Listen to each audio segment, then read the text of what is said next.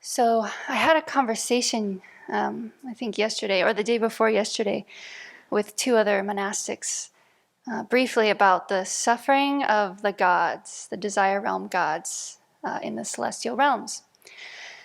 Because I, in the recent past, read a number of sutras about this, about their death processes, in like exquisite detail that I had never come across. And that really helped me to get a much greater picture of the suffering that they go through, and kind of helped me to reflect more on renunciation and compassion for the gods. So I'll share bits of what they go through in this sutra, and it's called the Seer Vasya's Questions. And I'm going to paraphrase what the Buddha described of a god's typical death in these god realms. So in the realm of the garland-bearing gods, let's say there's this god, he lives for about 2,000 years up there, 2,000 blissful years. And, everything is so beautiful. Everything's just surrounded by love, light, bliss. Everyone's gorgeous. It's just great. And he's just strolling along, and he sits in this beautiful wooded mountainous region, and he's looking at these beautiful flowers, and then suddenly they just, wilt in front of him. They start to look really ugly, and they get all brown, and they don't smell good. They smell gross. And he's like, what is that? What's going on? And it makes him sad because it's really different from what he's ever experienced before. So it's unpleasant. That's one of his first tastes of unpleasantness. And then the garland around his neck wilts too for the first time ever. And his whole life, he only ever felt fresh, gentle, cool breezes. But now he feels this hot, sweltering breeze, and it's really uncomfortable. And, when we hear this, us humans, we're like, so what? Like, I feel hot all the time, so what? Like, it doesn't kill me, and, I feel uncomfortable every day. What's the big deal? But the Buddha really emphasizes in this sutra, he keeps saying the phrase, for the first time ever, So that's something that we can relate to. I'm sure we remember when we were a kid and maybe our beloved dog or cat died for the first time ever.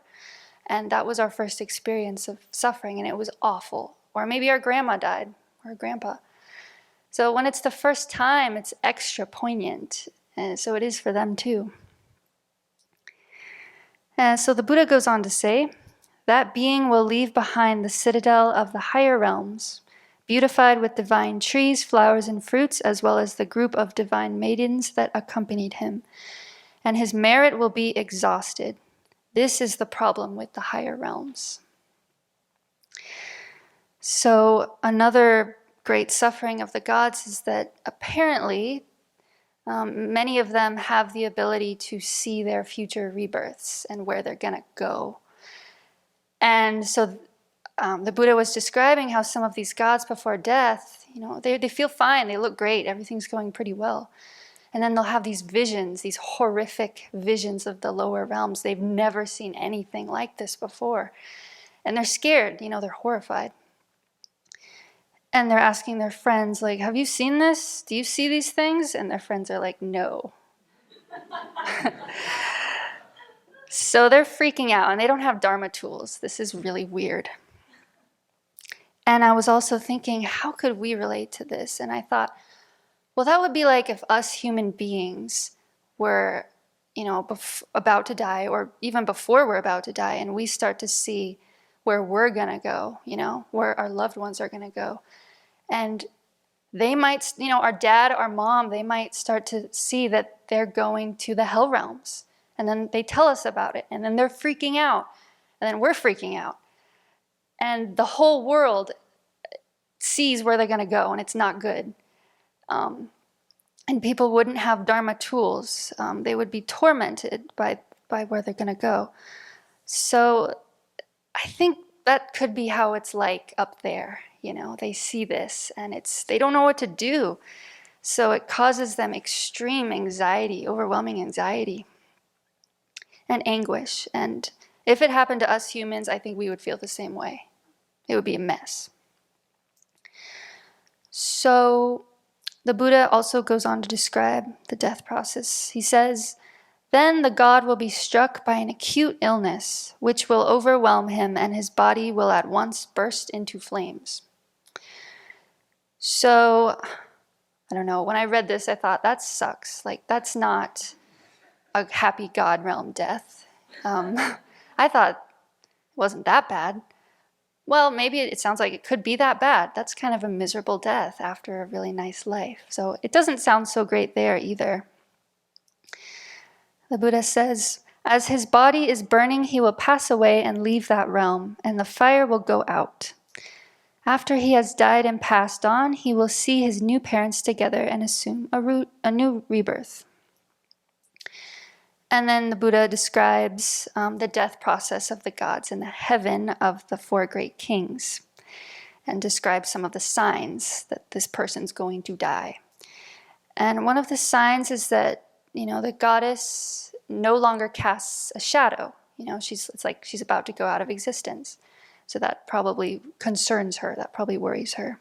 That would be weird if that happened to us too, I think. I think we would be concerned, actually. And also, she can't smell flowers anymore. And she can't hear her friends speaking like sweet words anymore. So it sounds similar to what we go through. We lose our faculties and it concerns us. And when COVID was around, it's still around, but sometimes people, they couldn't smell things and they couldn't taste things, and that really concerned them. That was not pleasant. So it could be like that with them too. And so the Buddha goes on. He says, "She then realizes that her body is abandoning her, and she falls ill with a fierce and unbearable disease. After her body has been destroyed by that fierce disease, it is like a drop of butter vaporized in a flash of lightning.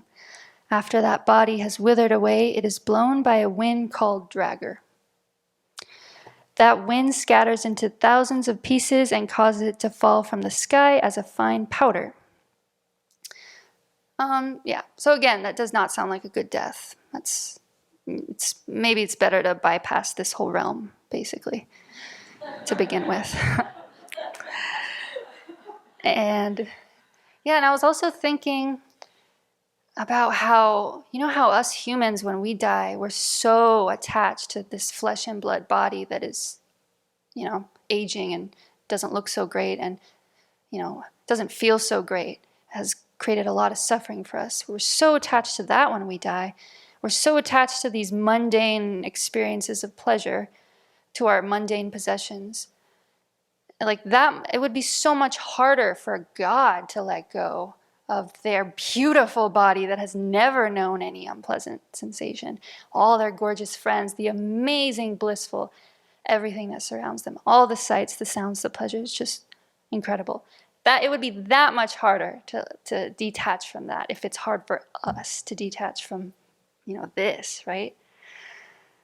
So that, in that sense, they are worthy of compassion. And I was thinking that it could be similar to people who do drugs. They have such a high, and they talk about just being in this overwhelmingly blissful, peaceful state. Their whole, everything's so great, surrounded by love, connection, everything.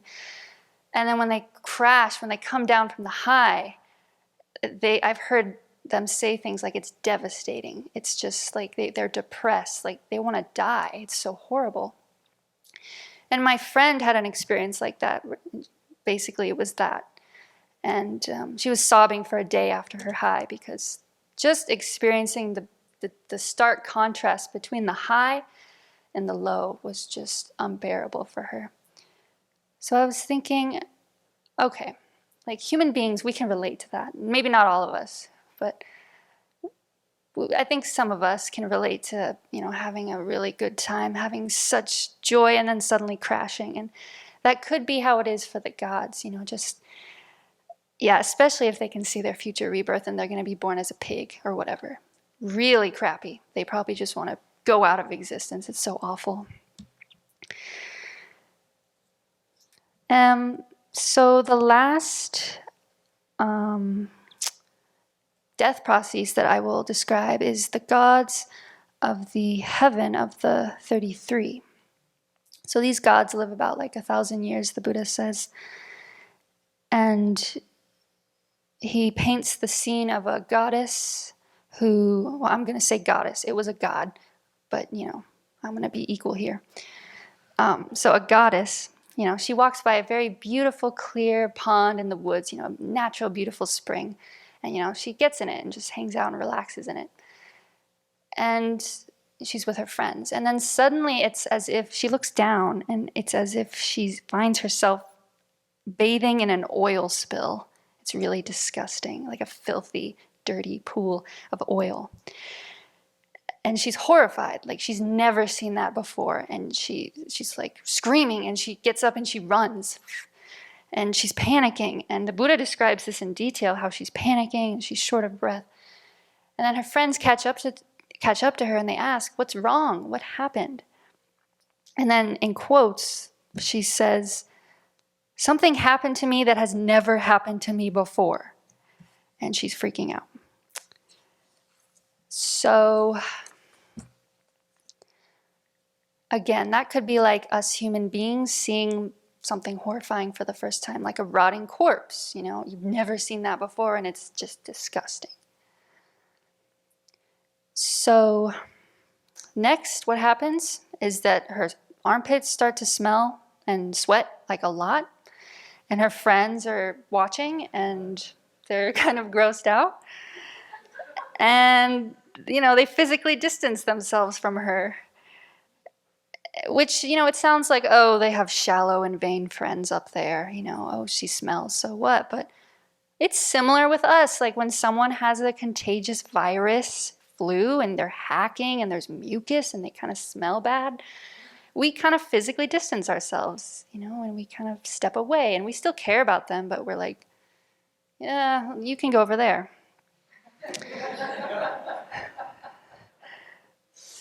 Yeah, so they don't really know how to deal with that unpleasantness. We do. We're used to it, but they don't. They're not used to it. Anyway, so her crown of flowers will wilt for the first time. Flowers on her body wilts, clothes wilt, her bed's uncomfortable. And I'm not really describing all the other things in the sutra. There's a lot of wailing and crying and tears streaming down faces, and there's a lot of shame. The gods feel a lot of shame because everyone can see they are decrepit, they don't look so good. So there's, I don't know, maybe there's some marginalization or some, what's the word? Yes, they become like a social outcast maybe. So what was that? Banished? Yeah, it sounds like something like that, banishment. And anyway, and oftentimes apparently these gods, they're so embarrassed, they're so ashamed, they just they kind of seal themselves away and hide. They don't really want to show people. And we can understand that, I think.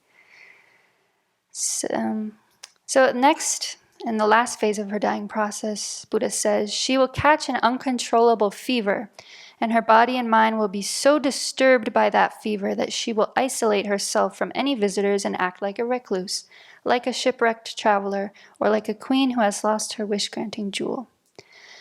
Then she will exhale a long breath, and 2 signs will appear.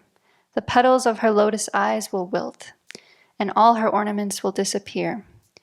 Tears will stream down her face as she weeps in desperation.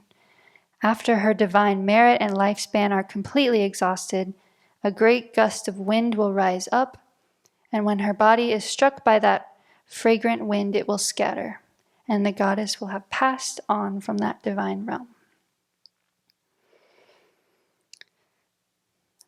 So I think many people can relate to the suffering of the gods if we kind of get past the seemingly superficial aspect of their suffering. And yeah, I think reflecting on the gods, at least from these sutras I've read, it's really been able to help me to develop some sense of compassion and renunciation for them, for these realms. So may we also renounce the higher realms, may we not really want to go there, and ideally not make aspirations to go there just to hang out and have fun. I mean, some people practice the Dharma up there, I guess. Yeah, sorry.